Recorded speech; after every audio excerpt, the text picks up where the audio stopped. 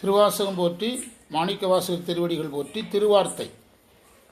திருவார்த்தை என்ற இந்த பதிகத்தில் திருவாசகத்தில் எங்குமே இல்லாத ஒரு வரி எம்பிரான் ஆவாரே. எம்பிரான் ஆவாரேன்னா இறைவனுடைய பெருமைகளை அறிபவர்களை நான் தலைவனாக ஏற்றுக்கொள்ளுகிறேன் அப்படின்னு மாணிக்கவாசகர் வேறு எங்கேயுமே சொல்லலை. அடியார்க்கும் அடியேன்னு சொல்கிறதுக்கு சமமாக சொல்கிறாரு.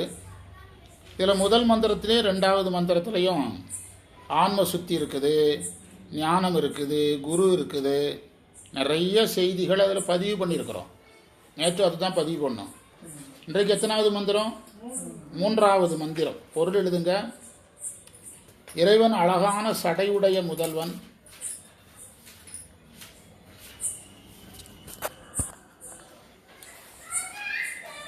அடைய சடைமுடைய முதல்வன், தேவர் தலைவன், ஆனந்த கூத்து ஆடுபவன்,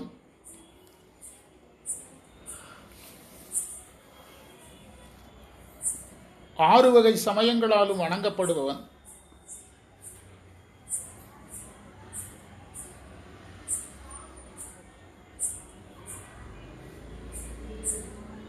மண்ணுலகத்தவராலும் விண்ணுலகத்தவராலும் வாழ்த்தி வழிபடப்படுபவன்,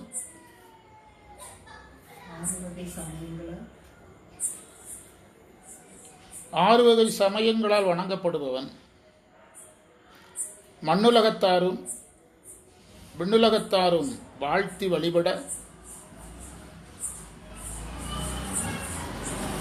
அவர்களுடைய பிறவி நோயை நீக்குபவன்,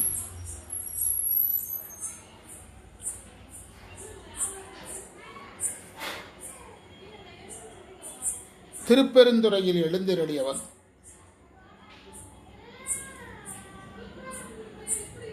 அருளாளன்,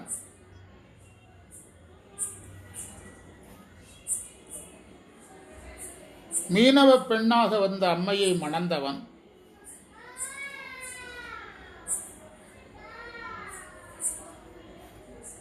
அம்மையை மணக்க தோணியில் ஏறி வலை கொண்டு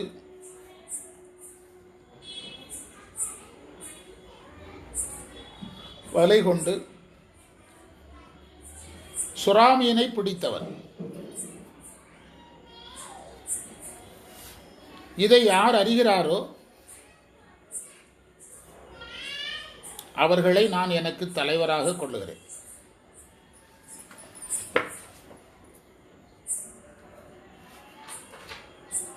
குறிப்புரை: ஆறு வகை சமயங்கள்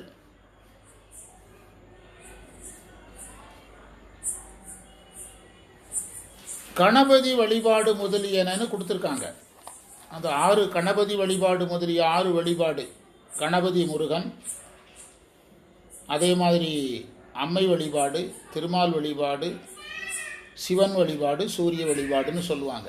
கணபதி 1, முருகன் 2, அம்மை 3, திருமால் 4, சூரியன் 5, சிவ வழிபாடு 6. ஆனால் இதில் இன்னொரு 6 இருக்குது. நம்ம சித்தாந்தப்படி இந்த 6 எடுக்கிறது இல்லை. இந்த 6 நாம் எடுத்துக்கொள்றதில்ல. ஆனால் அந்த உரையில் இருக்குது. நம்ம எடுத்துக்கொள்கிற 6 சமயங்கள் எதுனா, சமயங்களை நாம் 24 பிரிக்கிறோம். புறப்புறச் சமயம், புறச்சமயம், அகப்புறச் சமயம், அகச்சமயம். அந்த அகச்சமயம் 6 தான் நமக்கு எடுக்கணும். அகச்சமயம் 6. அது வேணால் அடுத்த வகுப்பில் அந்த லிஸ்ட்டு கொடுத்துடலாம். சிவப்பிரகாசத்தில் இருக்குது. ஆமாம், சிவப்பிரகாசத்தில் இருக்குது. அது வேணால் நம்ம பிறகு கொடுத்துடலாம். அகச்சமயங்கள் 6 தான் நமக்கு எடுக்கணும். அதாவது ஆகமங்களை ஏற்றுக்கொண்டு, வேதத்தை ஏற்றுக்கொண்டு, சிவனை வணங்கி கொண்டு,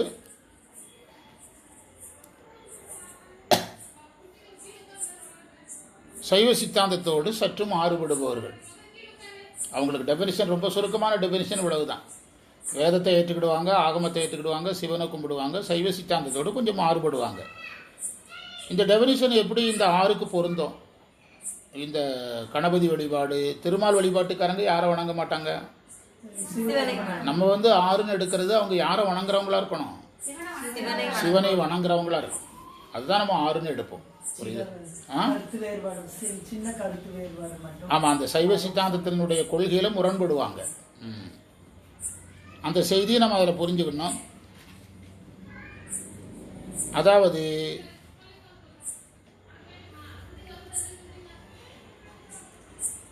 அம்மையை மணந்தது திருவிளையாடல் புராணத்தில் சொல்லப்பட்டுள்ளது.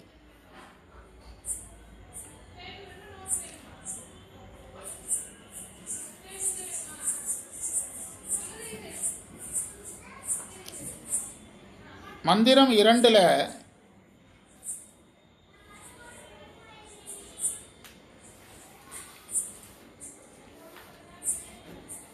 மாலையன் வானவர் கோனும் வந்து வணங்க அந்த அந்த அந்த வரி, இறைவன் வந்து இழிந்து, அதையெல்லாம் ரொம்ப ஆராய்ச்சி பண்ணோம் நேற்று. அந்த ஆராய்ச்சியெல்லாம் சரிதாங்கிறத இந்த மந்திரம் உறுதிப்படுத்துது. இந்த மந்திரத்தில் பாருங்க, தேவர்கள் பிறவி நோயும் இறைவன் நீக்கிறாரு, மக்கள் பிறவி நோயும் நீக்கிறாருன்னு வருது இல்லை? இந்த மந்திர உரையில் எழுதியிருக்கீங்களா? பார்த்தீங்களா? பொதுவாக நம்ம மக்கள் பிறவி நோயை நீக்கிறத பற்றி தான் படிச்சிருப்போம். ஆனால் யார் பிறவி நோயை நீக்கிறாரு? நான் இந்த 2வது மந்திரத்துக்கு பொருள் சொல்லும்போது, தேவர்களை நீங்கள் இங்கு சொல்லப்பட்ட அயன்மால் இந்திரனை நீங்கள் மற்றவர்கள் போல பார்க்காம வீடு பேறு விரும்புபவர்களாக பார்க்கணும். அந்த திருப்பள்ளி எழுச்சியில் கடைசி மந்திரம் புவனியில் போய் பிறவாமல் அங்கிற மந்திரத்தை இதில் பொருத்தி படிக்கணும். அந்த உய்கின்ற நெறி அதில் அங்கிற வார்த்தை அதில் வருது. இந்த உய்கின்ற நெறி தான் வீடு பேறு பிறவா நெறி. திருப்பள்ளி எழுச்சியில் கடைசி மந்திரத்தில் புவனி போய் பிறவாமல் நாம் போக்குகின்றோம் அவமே இந்த போய் சிவன் உய்யக் கொள்கின்றார். உய்யக் கொள்ளுதல். பொதுவாக அயன்மால் இந்திரன் எல்லாம் உய்யக் கொள்ளுதலில் கவனம் செலுத்த மாட்டாங்க. அவங்கவங்க பதவியை காப்பாற்றுவாங்க. அதுலேயும் உய்தலை விரும்புகிறவங்க இருக்காங்க அப்படின்னு நேற்று பேசணும். ஆனால் அதுக்காக 3வது மந்திரமே பிரமாணமாக இருக்குது. அணிமுடி ஆதி அமரர் கோமான் ஆனந்த கூத்தன் அருசமயம் பணிவை செய்து படவதில் பாரோடு விண்ணும் பரவியேத்த பிடிகட. இந்த பார் என்பது மக்களை குறிக்கிறது, வெண்ணுங்கிறது தேவர்களை குறிக்கிறது, பிணிகட என்பது பிறவாமையை குறிக்கிறது. பிணிகட என்பது பிறவாமையை குறிக்கிறது. அது இந்த மந்திரத்தில் ஒரு அழகான செய்தி. டீ வாங்குங்க. என்ன எழுதுனீங்க? பொருள் எழுதுவோமா? எழுதுங்க. இறைவன் அழகிய சடைமுடியுடைய முதல்வன். சொல்றது எழுதுங்க, அப்பதான் கரெக்டாக வரும். நான் கரெக்டாக தான் சொல்றேன், நீங்க தான் நீங்க குழப்புறீங்க. சடைமுடி ஞானம் முதல்வன் பரத்துவம் உடையவன். சிவனை விட பெரிய கடவுள் இல்லை. அதனால தான் அடுத்த உடனேயா அமரர் கோமான்ங்கிறார். பரத்துவம் உடையவன்கிறதுனால தான் என்ன சொல்றாரு? தேவர்களுக்கு தலைவன்கிறார்.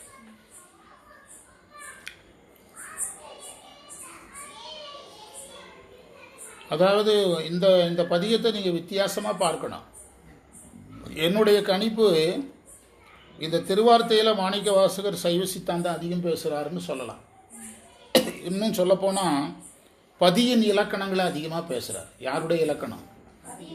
பதி. அதனால தான் இதை தெரிஞ்சுக்கிட்டா நீ நெறியறியேன் நின்னையே அறியும் அந்த வரிக்கு விளக்கம் இந்த பதிகம் தான். நீங்கள் பார்த்தீங்கன்னா ஃபுல்லாக டெஃபினிஷனாக இருக்குது. பொன்னமர்த்த பாகன், மந்திரங்கள் புரியவன், இதயங்களில் இருப்பவன், குற்றமற்றவன்.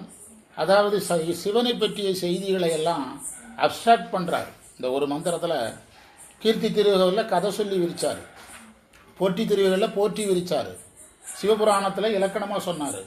ஆனால் இதில் சிவனை பற்றிய அனைத்து செய்திகளையும் தொகுக்கிறார். அவர் என்ன சொல்கிறாருன்னா, திருவாசக ரகசியங்கள் இதில் அதிகமாக இருக்குன்னு சொல்ல வர்றாருங்கிறது தான் என்னுடைய பார்வை. அதனால தான் இந்த பதியம் உனக்கு புரிஞ்சிட்டுன்னா நீ எனக்கு தலைவன்கிறார்.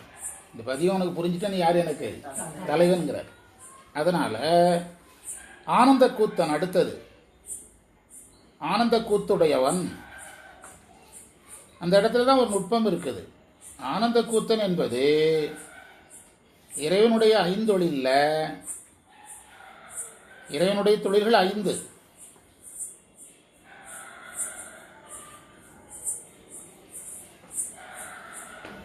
இறைவனுடைய 5 தொழில்களில் ஆனந்த கூத்து என்பது அருளலில் அடங்கும்.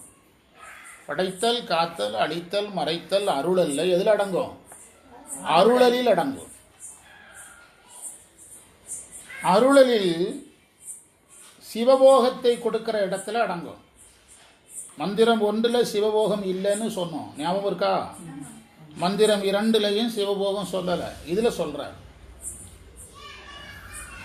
சிவபோகத்தை குறிக்கிற வார்த்தை.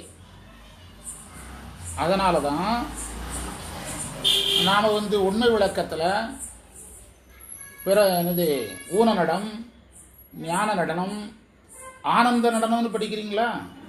அந்த ஆனந்த நடனம் தான் இது. பிறப்பெருக்கும் பெருநடனம் ஆனந்த நடனம். ஆனந்த வாரிதியில் ஆன்மாவை அழுத்தல் தான் எந்த யார் பரதம்தான் அந்த இடம். எனவே இந்த மந்திரம் சிவபோகத்தை பேசுகிறதுன்னு எடுத்துக்கிடலாம். இறைவனுடைய கூத்துல ஊன நடனம், ஊனக்கூத்து இருக்குது, ஞான கூத்து இருக்குது, பிறப்பருக்கும் பெருங்கூத்து இருக்குது, ஆனந்த கூத்து இருக்குது. இந்த இடத்துல எந்த கூத்தை சொல்றாரு? ஆனந்த கூத்தை சொல்லுகிறார்.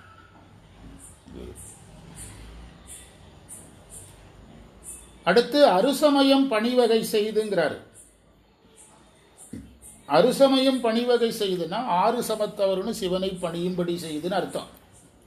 இப்போ உரையாசிரியர் திருமால் வழிபாடு சொல்றாரு. 6 சமயத்தில் ஒன்றுன்னு. திருமால் வழிபாட்டுக்காரங்க திருமாலை கும்பிடுவாங்களோ சிவனை கும்பிடுவாங்களோ? அப்போ திருவாசகத்துக்கு மாறல்லாது வந்துடும். அதாவது 6 சமயத்தவர்களும் யாரையே கும்பிடுறவங்களா இருக்கணும்? சிவனை கும்பிடுறவங்க இருக்கலாம். பைரவர் அந்த அந்த மாதிரி நிறைய வகை இருக்குது. அதில் அந்த ஐக்கியவாத சைவர், பேதவாத சைவர், அவங்க மதமெல்லாம் சைவர்னே முடியும்.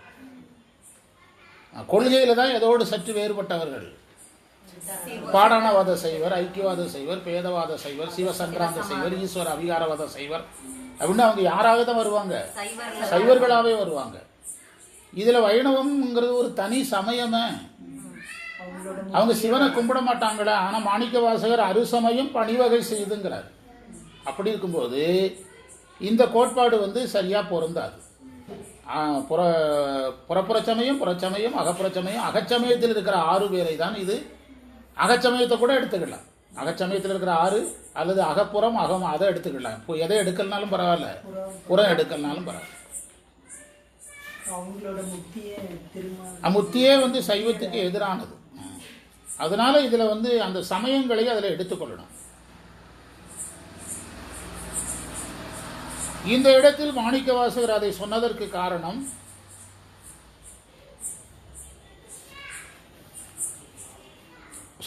காரணம்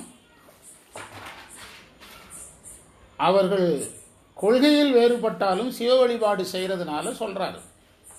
கொள்கையில் வேறுபட்டாலும் என்ன வழிபாடு செய்யறவங்க தான் சிவ வழிபாடு செய்யறதுனால சொல்றாரு.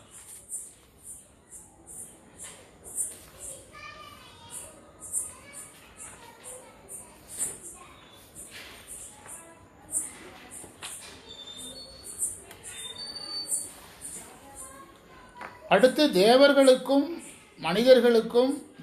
மனிதர்களும் வாழ்த்தி வணங்குகிறார்கள்.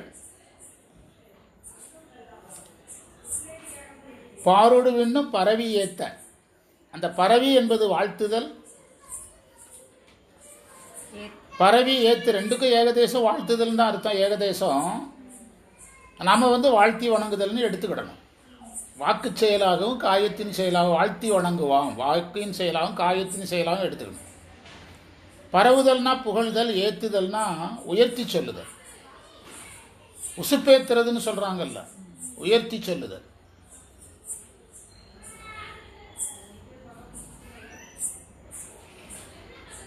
மண்ணுலகர் விண்ணுலகருடைய பிறவி நோயை இறைவன் நீக்குகிறாருங்கிற செய்தி திருவாசகத்தில் இது ஒரு அபூர்வமான செய்தி. மக்கள் பிறவி நோயை நீக்கிறாருங்கிறது கிடைக்கும். யார் பிறவி நோயை நீக்கிறாரு? அது இந்த செய்தி அவ்வளவு ஈஸியாக திருமுறையில் கிடைக்காது.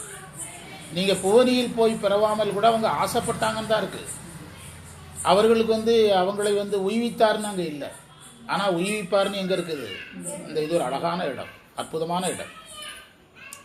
பெருந்துரை எம் பேரருளான், பெருந்துரை பேரருளான்கள் அப்படிங்கிறத குருன்னு எடுக்கணும். பெருந்துரைனாலே குருவாக தான் எடுக்கணும். பேரருளாளன் பெண்பால் உகந்து மீனவ பெண்ணாக வந்த அம்மையை மணந்த கதையை கடைசியில் சொல்றார். இறைவன் அம்மைக்கு ஆகமம் சொல்லி கொடுத்துட்டு இருந்தாரு. அம்மை ஆகமத்தை என்ன செய்யல, சரியாக அம்மை சரியாக ஆகமத்தை கவனிக்கல. அதனால இறைவன் அம்மை மேல கோவப்பட்டாரு. அப்போ விநாயகர் வந்து இந்த ஆகமம்னு ஒரு புஸ்தகம் இருக்கிறதுனால 2 பேரும் அடிச்சுக்கிடுறாங்க அப்படின்ட்டு அதை பிடுங்கி என்ன செய்தாரு, அதை பிடுங்கி கடல்ல வீச போறாரு. முருகர் அந்த ஆகமங்களில் சில ஆகமங்களை கிழிச்சிடுறாரு. அப்போ மதுரையில் நீ வந்து ஒரு ஊமை பிள்ளையாக பிறக்குன்னு சிவபெருமான் முருகரை சொல்லிடுறாரு. விநாயகரை ஒன்றும் சொல்லலை. அந்த நந்திதேவரை பார்த்து நீதானே இதையெல்லாம் தடுத்திருக்கணும், நான் என்ன சொல்லிட்டு பாடம் நடத்த போனேன், உள்ள யாரையும் விடாதுன்னு சொன்னனல்ல, நீ எதுக்கு இவங்க 2 பேரையும் உள்ள விட்ட அப்படின்னு சொல்லி நந்திதேவரை வந்து நீ சுறாமீனா பிறந்துருன்னு சொல்லிடுறாரு. அம்மையே நீ மீனவ பெண்ணா பிறந்து போ அப்படின்னு சொல்லிடுறாரு. அதுக்கு பிறகு போய் அந்த மீனவனாக போய் அம்மையை மணந்து அந்த சுறாமீன் வயிற்றில் இருக்கக்கூடிய ஆகமத்தை என்ன செய்கிறாரு, மீட்கிறாரு என்பது திருவிளையாடல் புராண கதை. அவ்வளோ பெரிய கதையை மாணிக்கவாசகர் ஒரே வரியில சொல்லி முடிச்சிட்டார். மணிவிலை கொண்டு மான் மீன் விசிறும் வகையறிவார் எம்பிரான் ஆவார். அதாவது இந்த கதை தெரிஞ்சிருந்தாலே அவனை தலைவனாக ஏற்றுக்கிட்டேங்கிறார். புராணம் ஏன் தெரியணும்னு கேட்குறாங்க. மாணிக்கவாசகர் கதை தெரிஞ்சாலே போதும், நான் யாராக ஏற்றுக்கிட்டேன், தலைவனாக ஏற்றுக்கிட்டேங்க. அழகான இடம்.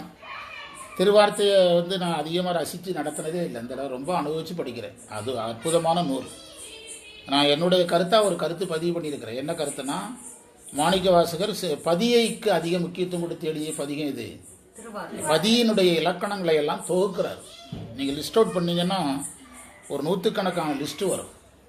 நீங்கள் படித்து பாருங்கள், உரையை படித்து பாருங்கள், மந்திரத்தை படிங்க. மாதிவர் பாகன் அது பதியை பற்றி 1வது இலக்கணம், மறை பயின்ற வாசகன் 2வது இலக்கணம், மாமலர் மேய சோதி 3வது இலக்கணம், கோதில் பருங்கருணை அடியார் குலாவு நீதி குணமாக நல்கும் 3வது இலக்கணம்.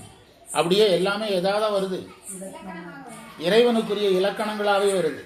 நம்ம பிரமாண இயல் இலக்கண இயல்னு படிக்கிறோம் இல்ல, இறைவனை பற்றிய பிரமாணங்களும் இறைவனை பற்றிய இலக்கணங்கள் தான் வரும். இந்த பதிகத்துக்கு ஒரு ஸ்பெஷல் எது மாதிரினா, திருவாசகத்தில் இந்த காண்கன்னு ஒரு பதிகம் வரும்.